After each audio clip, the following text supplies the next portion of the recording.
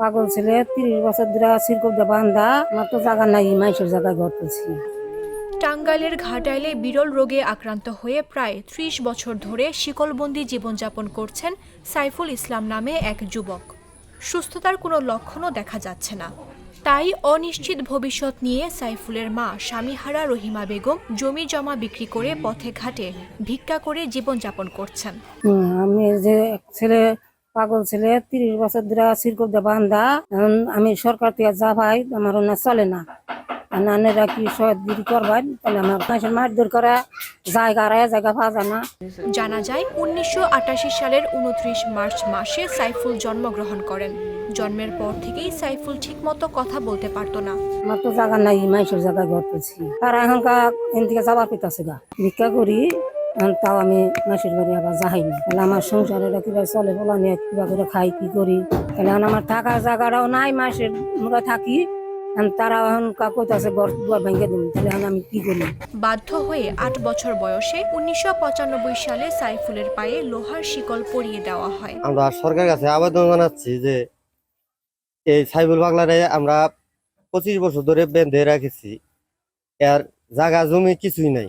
অনেক সময়ই দেখা যায় যে নানান ধরনের অত্যাচার করে, ওরা এই কারণে সিরকল বাইন্দা রাখা রয়েছে।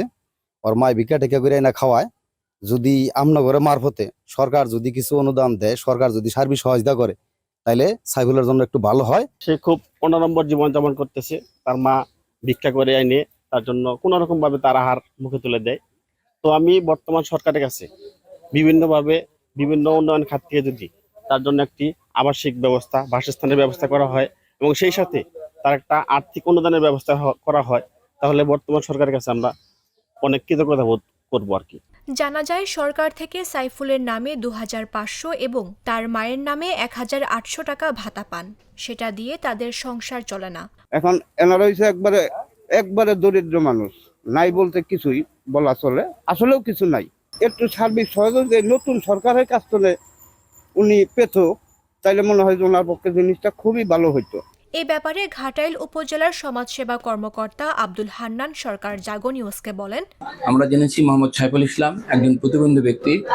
তিনি প্রতিবন্ধী ভাতার অন্তর্ভুক্ত আছেন। তার মা একজন বিধবা মহিলা, তিনি বিধবা ভাতার অন্তর্ভুক্ত আছেন। আমরা এও জেনেছি যে এই সাইফুল ইসলাম দীর্ঘদিন যাবৎ দুরারোগ্য রোগে আক্রান্ত। সে সাধারণ জনগণ এবং এলাকাবাসীর কাছে আহ্বান জানিয়েছে তার পাশে থাকার জন্য।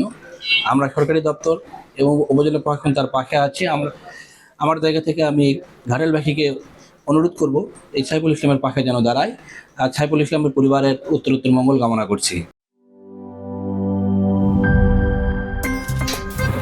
আমার একটা স্মার্ট সিদ্ধান্তে 25% গ্যাসের খরচ কমেছে। ভাবছেন কিভাবে?